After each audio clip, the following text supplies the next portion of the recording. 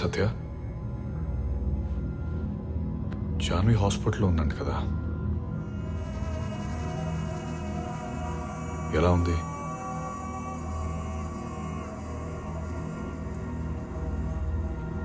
Janhvi drugs అలవాటుందని నాకు ముందే తెలుసు. కాకపోతే నీకు చెప్తే ఎక్కడ బాధపడతామని చెప్పలేదు. మాన్పించడానికి చాలా ట్రై చేశాను, but it was out of hands. Dirty drugs చూడాలి వచ్చేస్తుంటాడు. ఎందుకు నా చెల్లిని అలా చేసావు? నీ అవసరం కోసం చిన్న పిల్లకి డ్రగ్స్ అలవాటు చేస్తావా? నా చెల్లిని టచ్ చేస్తావా?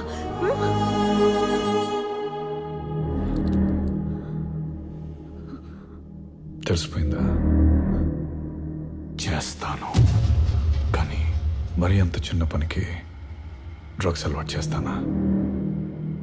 I'm very much focused. నిన్ను పెళ్లి చేసుకున్నా, జాన్వి డ్రగ్స్ అలవాటు చేసిన సింగిల్ ఎజెండా సీఎం పవర్. ఆ పవర్ కోసమే నీ ఎక్స్ బాయ్ ఫ్రెండ్ని చంపి నిన్ను పెళ్లి చేసుకొని మీ నాన్న పక్కన చేరాను. రేపొద్దున తేడా వచ్చి నా గురించి ఏదైనా విషయం బయటపడితే నువ్వు పీకేఆర్ నోరు మూసుకొని ఉండాలని జాన్వి డ్రగ్స్ అలవాటు చేశాను. తప్పలేదు సత్య, నచ్చింది చేయడానికి కొన్నిసార్లు నమ్మిన వాళ్ళని చీట్ చేయక తప్పదు. Every bloody thing is fair in love and war. ఈ వార్లో నేను ఒక్కడినే నా ఆర్మీ. ప్రతిరోజు మీతో ఒంటరి పోరాటం చేస్తున్నప్పుడు ఎంత నరకం అనిపించానో తెలుసా నీకు?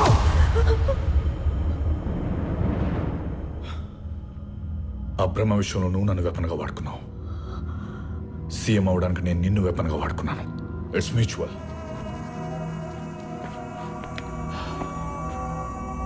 సత్య, మంచిగా బ్రతకడం కంటే మంచోళ్ళ నటించడం చాలా కష్టం. I did my best. మా ఇంట్లో అన్నం తిని మీ ఇంట్లో అన్నం తిని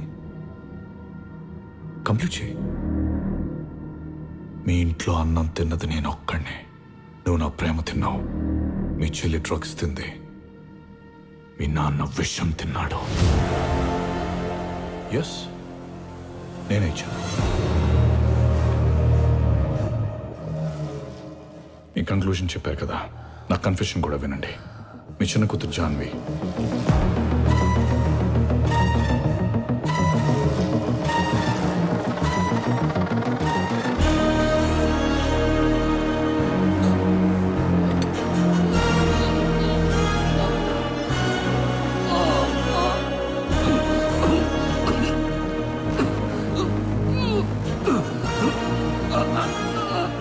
पीकेआर अमर रहे.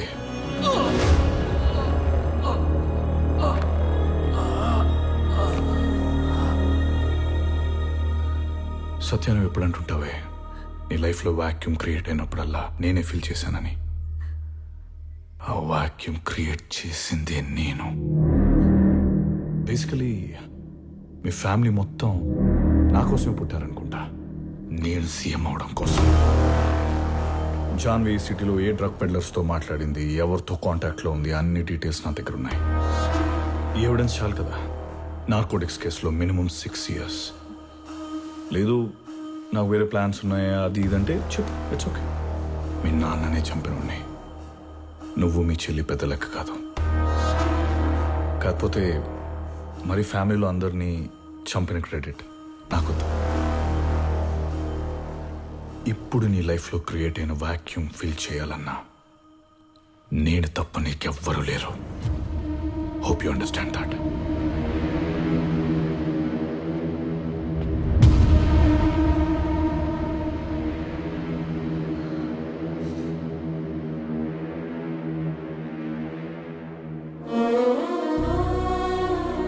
ఏళ్ళుగా ప్రశాంతంగా ఉన్నాను, కానీ నా మనశ్శాంతి పాడు చేయడానికి మళ్ళీ వచ్చాడు. ఎందుకు అతన్ని పిలిపించారు? ఈ రాష్ట్రానికి మంచి చేయాలనుకున్న నాకు చుట్టూ శత్రువులేనమ్మా. వాళ్ల దౌర్జన్యాల నుంచి నా ఆశయాలని కాపాడుకోవడానికి బ్రహ్మ సపోర్ట్ నాకు కావలసి వచ్చింది. అందుకే రమ్మన్నాను. వచ్చాడు, కొండంత అండగా నిలబడ్డాడు. ఇది ఈరోజు నీకు అర్థం కాకపోవచ్చు, కానీ నాకులాగే ఏదో ఒక రోజు నీ చుట్టూ చీకటి కమ్ముకున్నప్పుడు దాన్ని తరిమి కొట్టే ఒకే ఒక్కడు బ్రహ్మ.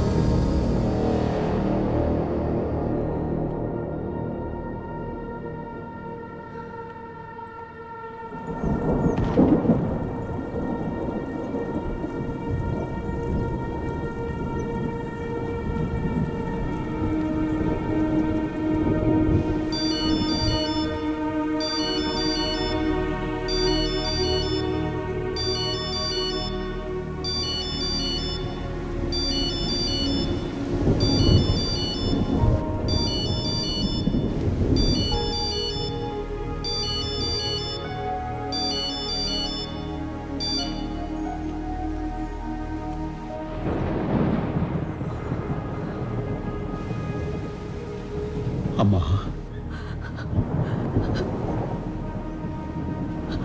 అన్నయ్య మనం కలవాలని మన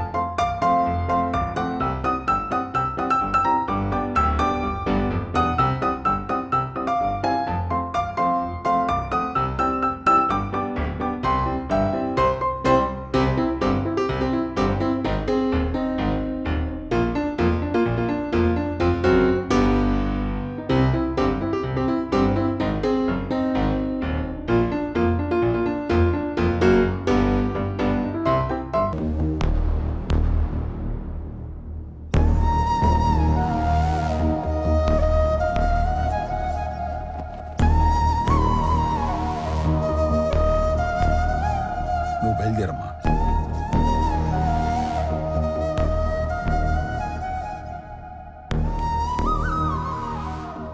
ఏం జరిగిందమ్మా? నీకు ఇంకో విషయం చెప్పాలన్నయ్య. చెప్పమ్మా. మిమ్మల్ని చూడాలంటే నాలాంటి మనిషి తలెత్తాలి. కానీ మీరిప్పుడు తలదించుకునే సిచ్యువేషన్లో ఉన్నారు కాబట్టి ధైర్యంగా చెప్తున్నాను. మీ చెల్లెలు జాన్వి తీసుకున్న డ్రగ్ పెడ్లర్స్తో కాంటాక్ట్స్, కాల్ రికార్డింగ్స్ దగ్గర నుంచి నిన్నటి హాస్పిటల్ రిపోర్ట్స్ వరకు అన్నీ ఈ మొబైల్లో ఉన్నాయి. ఇదంతా మీ ఆయన చెప్తేనే చేశాను, ప్రమోషన్ వస్తుందని. కానీ నాకు మీ మీదున్న ఎమోషన్ ముందు ఈ ప్రమోషన్ చాలా చిన్నది. అందుకే ఈ ఛాన్స్ మిస్ చేసుకోలేను. మీ కోపం రావడం కరెక్టే, కానీ ఇది కావాలి కదా. ఇప్పుడు మీ భర్త సపోర్ట్ కూడా మీకు లేదని నాకు తెలుసు. మీరు వచ్చినా సరే, నన్ను రమ్మన్నా సరే, బాగా థింక్ చేసి థింక్ చేయకుండానే డిసైడ్ చేసేయండి.